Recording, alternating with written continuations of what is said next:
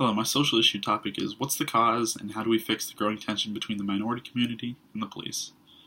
I think it's important to realize that, first, this isn't a new thing. This has honestly been something that we've been struggling with as a nation for many years.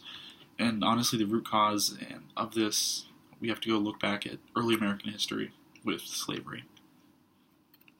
Many minorities were taken from their homeland and sold to slave owners, predominantly in southern states.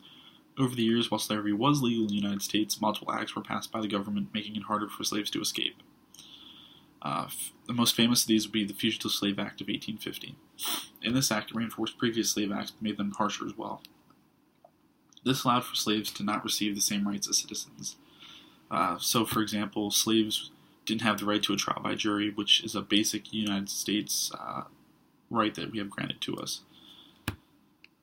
It also added federal commissioners that were responsible for tracking down slaves and arresting those that assisted in helping slaves escape. Fast forward a little bit to the Emancipation Proclamation, which took effect January 1st of 1863. It essentially freed all the slaves in the United States. Minorities were still viewed as second-class citizens, though, which is the issue, and starting in 1890s, Jim Crow laws became more prevalent.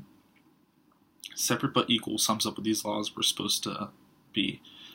This meant that segregation was allowed, so white-only or black-only schools, buses, restaurants, public bathrooms, everything like that was a thing. And associating the wrong year could get you arrested and charged. So an African-American man could go into a whites-only thing. He would get arrested and charged and possibly even beaten for just going into a white-only bathroom or restaurant or anything like that. This is racism. And with this racism, it stems back to slavery because they believed then that minorities were just lower-class citizens. They were just property. We're going to fast forward again a little bit to the 50s, 60s, and 70s within the U.S. This time frame was known as the Civil Rights Movement. And during this time, many protests had erupted about equality amongst all people. This led to changes across the nation. So, the Supreme Court's decision in Brown v. Board of Education of Topeka from 1954, the Civil Rights Act of 1964, and the Voting Rights Act of 1965. These collectively outlawed discrimination based on sex, race, religion, national origin, or color. It also granted voting privileges to many individuals who previously, under other laws, were not eligible to vote. So it essentially gave many minorities a voice in the government. It's a huge thing. Even with these events happening, though, racism was and still is an issue that we face today. And the sad thing is that we can see some instances within a few of our police officers with racism.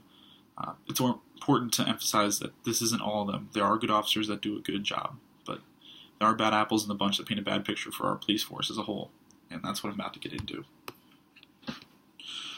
We all have seen throughout the news about different cases of police brutality. A few of the most famous would be Rodney King in LA being beaten by the LAPD, Michael Brown being shot and killed in Ferguson, Missouri, Freddie Gray, who received injuries in police custody and later died from them in Baltimore, Maryland, or Keith Lemon Scott, who was also shot and killed in Charlotte, North Carolina. What all these deaths also have in common, besides the interactions with the police, which racism probably had a little bit to play in this,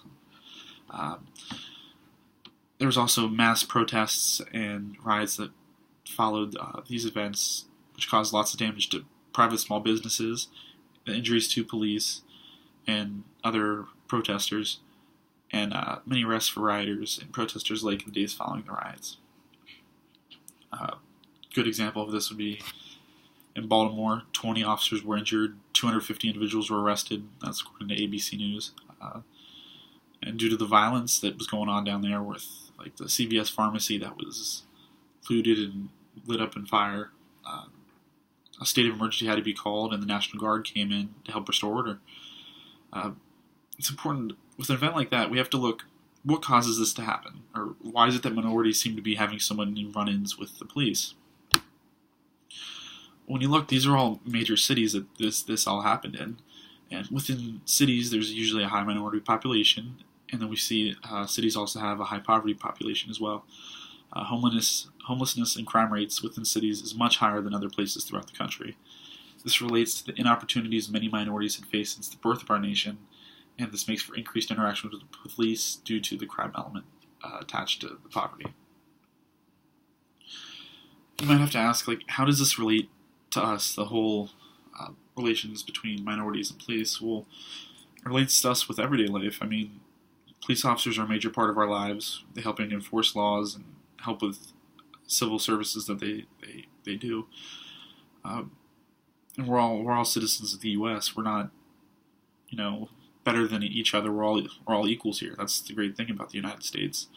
And I hope that we've all had positive interactions with the police. I mean, I know there's probably been negative interactions, no matter how minor the situation, being pulled over for a ticket or stopped and questioned about something, or even being at a party here on campus and it got busted.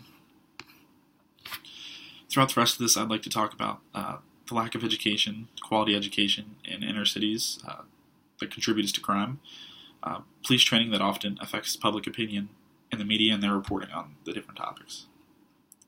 So to start, we're going to talk about the lack of education, lack of a quality education, really. Minority-populated neighborhoods usually have lower incomes, leading to less funding for schools.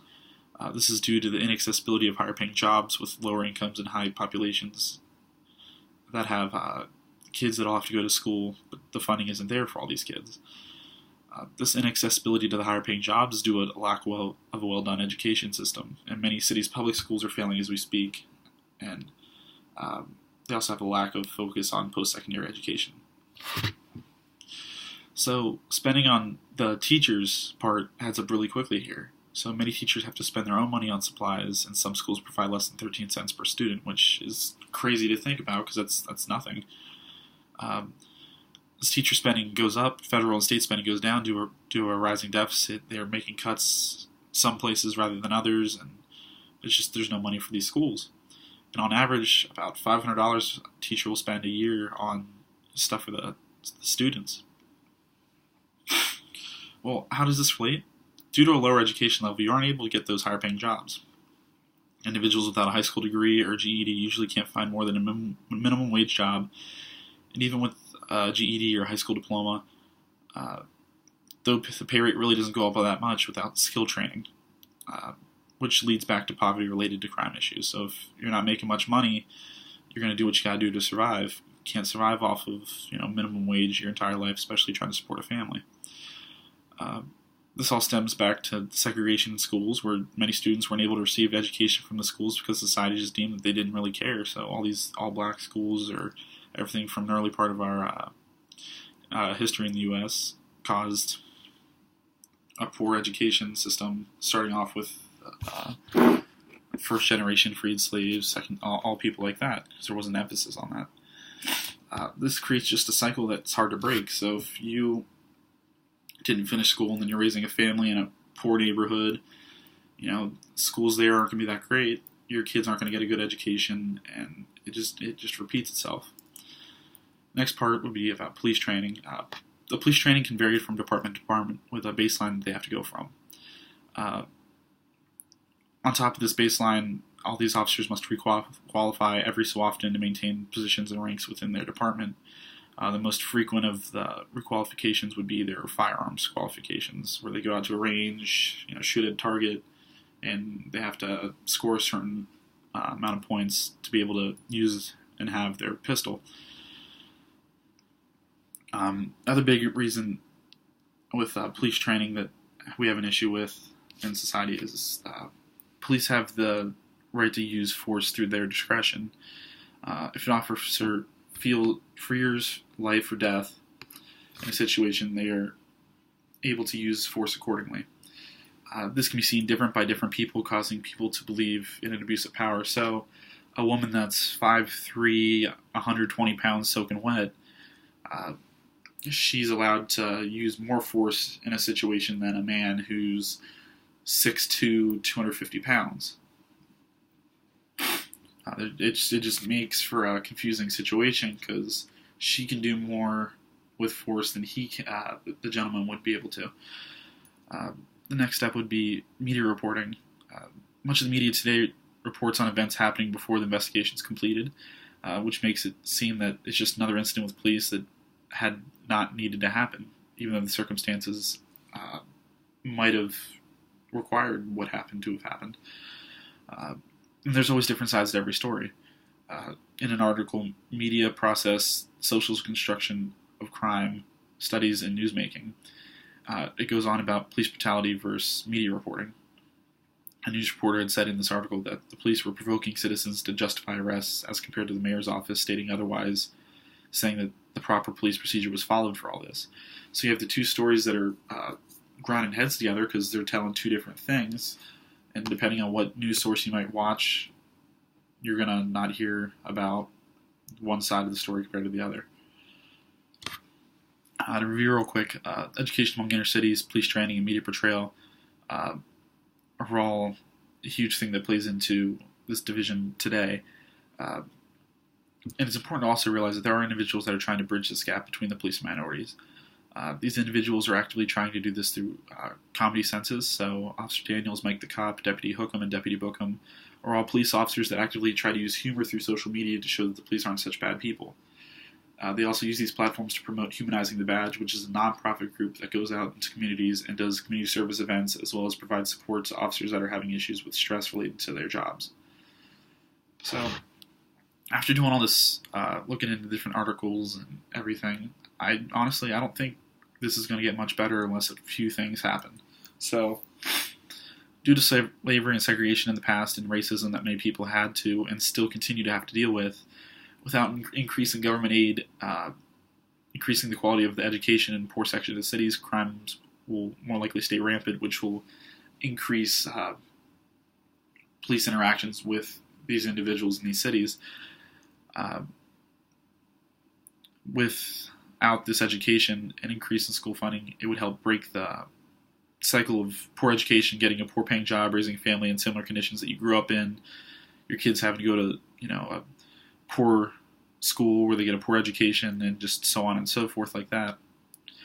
Better police training would also be needed, hopefully allowing for better reactions and the use of an appropriate level of force against criminal suspects.